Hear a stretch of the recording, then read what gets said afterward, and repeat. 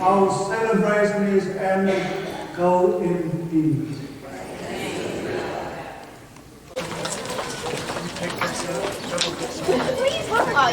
How long do you think Father Michael has been a priest?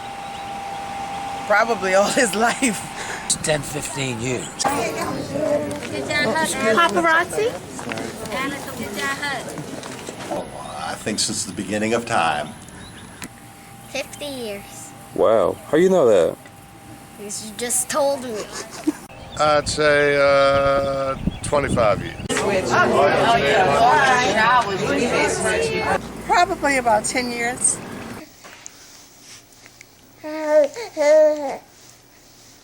How long do you think Father Michael has been a priest? I think about 20 years.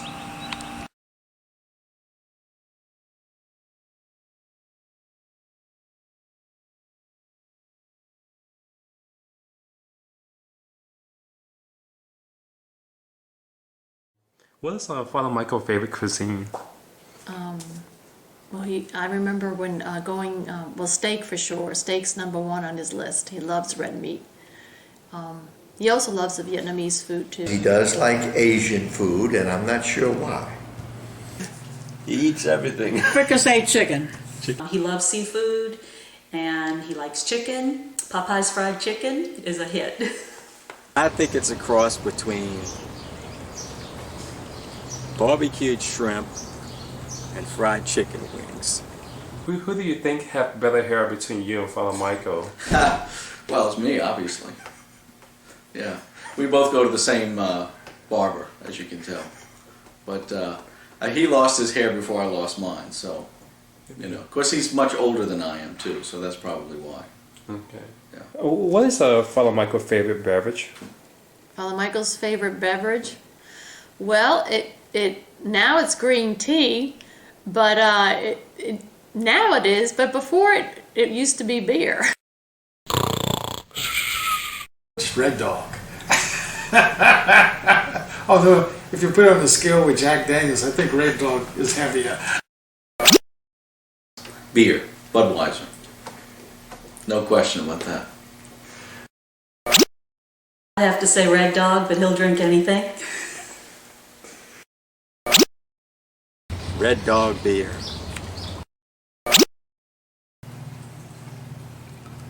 I guess beer.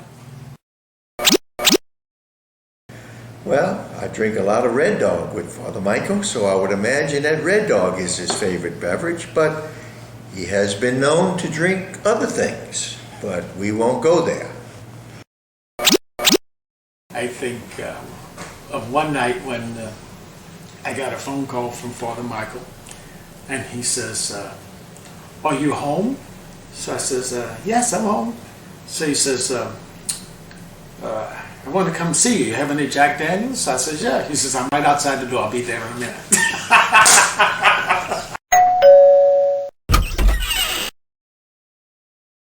His hobby? Hobby besides fishing? Probably drinking Red Dog.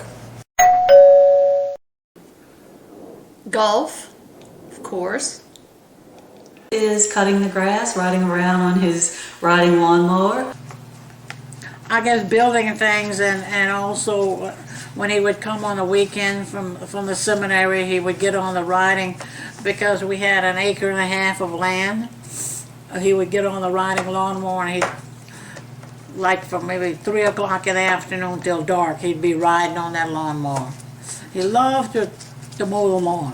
That's why he does the resurrection now. Yeah. Yes, and I told him that you're not supposed to be doing that. You get somebody else to do that. Oh, he said, that's my exercise. So that's a hell of an exercise. And resurrection has a lot of grass too. Yeah. He built this. No. Yes, he built this. This is in 2 parts. The bottom It's a mess. and the top. He put all of this on, made everything. And we've had it since. We've had that since we were living in East New Orleans. He built that, and we were in East New Orleans. He's a fabulous carpenter. Father Michael was an animal. What kind of animal? What animal would he be? Wow. I'm thinking horse. And why? Just because he's quick and he's forceful and he sets goals and he races to his goals. So I think a horse. Well, I would probably say an ass, and probably because he's made himself one so often. Well, I guess he's kind of like an otter, you might say, because I think he's you know, very industrious, very hardworking on the one hand, but also, you know, those are animals that are known for their play as well. So, and I think, you know, Father Michael brings both of those qualities together very well. Who would you compare him with? I don't know. I know. I hate to say this, a mule. Nothing gonna stop him. An eagle. Why? Because the vision, he's always had the vision. Father Michael's always had that gift of vision, of seeing things ahead. And that's what I would compare him to. How many girlfriends do you think Father Michael had before he became a priest? I've only heard about one. Yes, he was sweet on one girl there in New Orleans East that lived down the block on Canes. And What's her name? Her name is Phong, right? Home. Yeah. Yeah. Beautiful. You knew that, huh? Knowing him, he probably had lots of girlfriends. But I know that the last time he went to Vietnam, he told me that he had visited one of his girlfriends and that she was fat and ugly. And I said, well, Father Michael, what do you expect? We're all getting old and we're all, you know, in our middle age. And I looked at him and I went, my head turning like this, Father Michael. And he's, you know, so, yeah, I can imagine he probably had quite a few. Zero. Zero? Yeah. I can't imagine. No, I'm just kidding. Well, judging from how popular he is, I would say that he quite a few, more than I can count on two hands. Michael was obviously the Don Juan of his age and of his people, but he found a better way of life, and I think he found his true vocation in the priesthood. Not that he still doesn't look at the ladies, but his vocation is to the priesthood.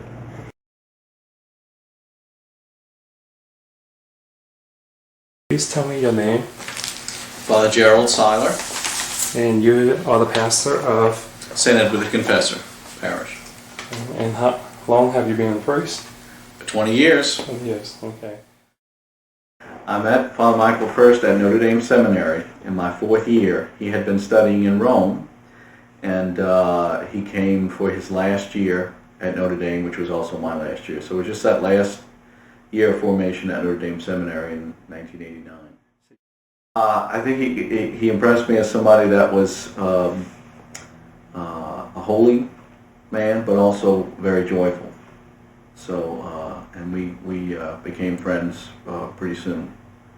You know, I can think of a story when he was at Resurrection a few years ago. I think it was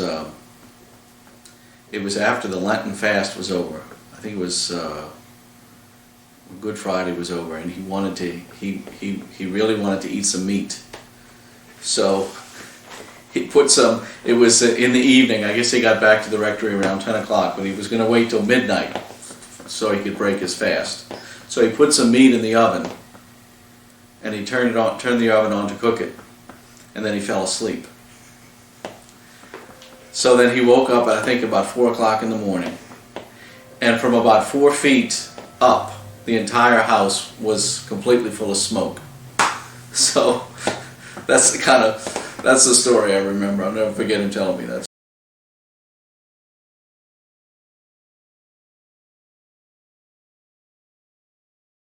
My name's Colleen LaRocca. And how long have you known Father Michael? I've known Father Michael for 20 years.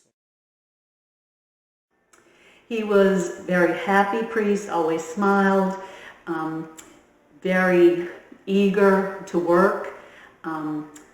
hit it off with all of the parishioners. He says a beautiful mass, and I think that impressed everyone. Just a real go-getter, and I guess part of that was being a young priest, but he hasn't lost that in 20 years.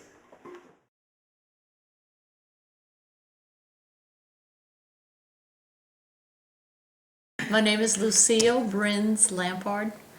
Okay, and how long have you been known Father Michael? Since 1996, since he came to St. Catherine, actually 1995. A man of peace and a man of integrity and moral character, and also a man with a lot of courage, like I said, very determined, but a man of peace. And his sense of humor wins you over right away. See why all that St. Catherine. What was so unique about it? Like, why did the kids embrace him, like love him? Or? They did immediately. His apostolic zeal and his charism of simplicity was something that was very attractive to them. Father Michael, with his language barrier, even with his language barrier and his accent, he always found a way to make you laugh, because he has a very unique sense of humor, but if you didn't understand what he was trying to tell you, you always would find a way, he would find a way to make you laugh no matter what, and you would get it. You'd get the point right away. You'd understand what the intention in his heart was all along.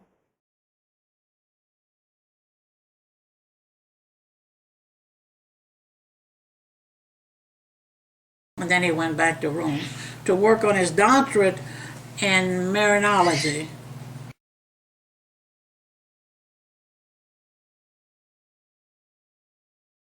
As I try to tell people, Father Michael is crazy like a fox, but he's not stupid. In fact, he's an extremely intelligent man, and is especially in theology, and he actually taught in the seminary, taught young seminarians, and was a good student in Rome when he was in the seminary over there.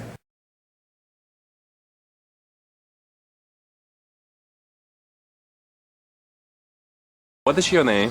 My name is Stephen Medea. And how long have you been a parishioner of Resurrection of our Lord's Church? I've been a parishioner at Resurrection since 1966. The first time that I met him, he was a visiting priest at our church celebrating Mass, and his reflection was on Mother Teresa, and it touched me so much that I said, I really need to speak with him after Mass. So he was standing out on the front walkway, and I approached him, and I saw this glow about him, and I said, this is someone that I'd really like to get to know better. And when it was announced later, maybe months later, that he was going to become our pastor, I was dumbfounded. My name is Glenn Burl Sr., and I've been out here since 1978. Redid the church with new benches and pews. Then they were on an angle, and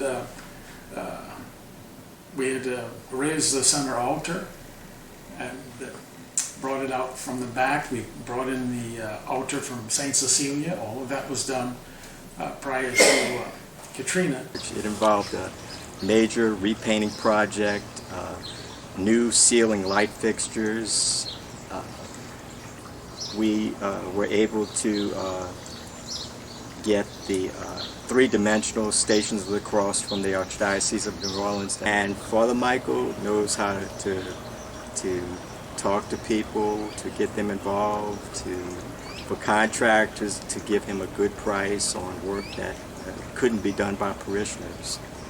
And so the renovation was done for a very reasonable price.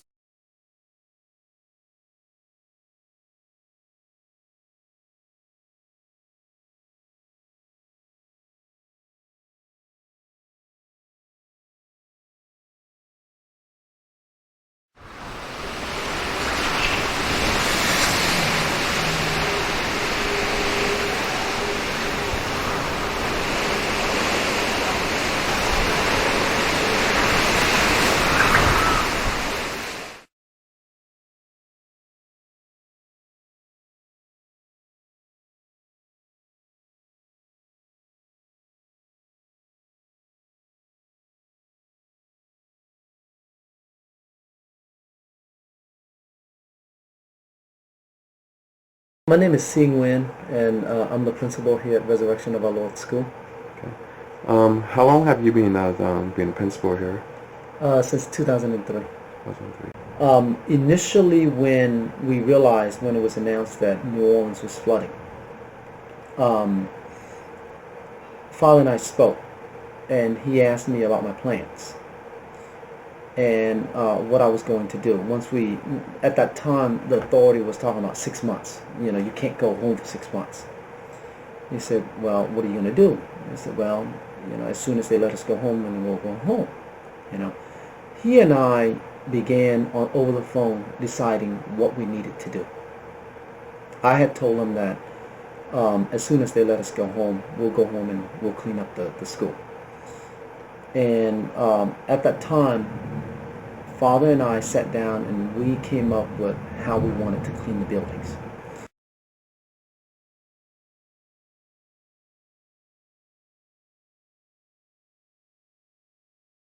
Came back to New Orleans and came out here to Resurrection. It was the first time anybody had gone in the church, and it was Caroline and Father and I. We had a camera. We could not believe what we saw. I mean, we were the only ones out here. There were no footprints. There were, you know, at that time it was only the National Guard trucks were the only trucks, anything you'd see out here. It was completely dead, completely silent. And after that first day, I didn't know if anything. I didn't even know if New Orleans East, if anybody would ever live out here again. They had just done the church the year before, I believe, when he did the renovation and new pews. Everything was brand new. It was beautiful. And to see the devastation, it was just heartbreaking. And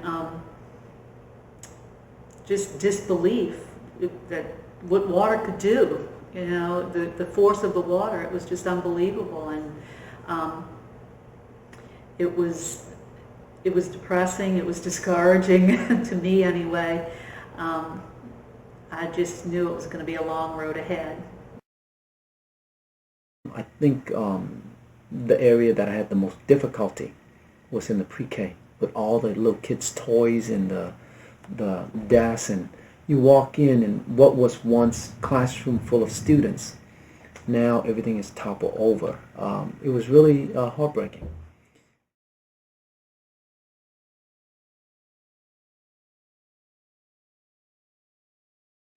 It's hard to say. I mean, it's a cross between a damp, a dank basement and moldy eggs. Rotten eggs. I mean, it just kind of permeates your nostrils, the back of your throat. You can taste it. It's not a pleasant thing. I just don't know how when Father Mike and C were first down there pulling that stuff out after the water receded, how they did that day in and day out, because it just is not a nice environment to work in.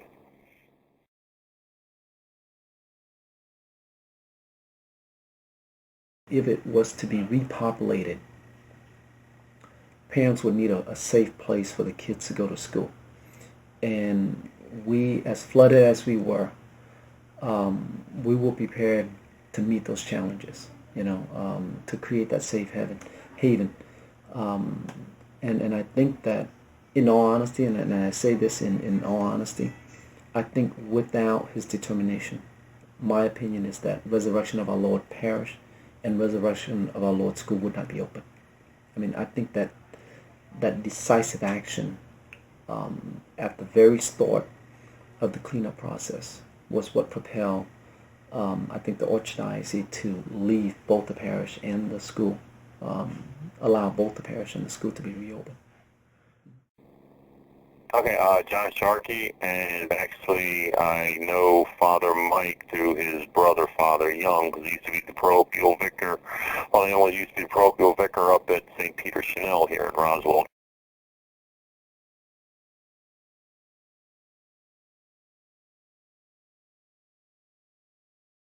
And we were talking, and finally he said to me, he says, John, I need 100 guys to come down. And I said, you're nuts. I said, there's no way I can get 100 guys to come down. I said, there's nowhere for them to stay, there's no water, there's nothing. He says, I need help. And so I said, okay. I said, what I'll do is I'll go talk to our pastor and see, what I can do. So I called our pastor, Father Frank, back to me at the time, St. Peter Chanel, and he said, John, he says, you're crazy. You're not going to find, 100 guys. But he says, if you want to get up on the altar and talk to people and see if you'll get volunteers, he says, I'll pay for a bus to go down. And so myself and another fellow by the name of George Wilson, who's up here, went on the altar the following Sunday and just told people about what was going on. And went to Father Frank on Monday and said, well, we need 2 buses because we have 100 volunteers to go down. And that's how the whole thing started.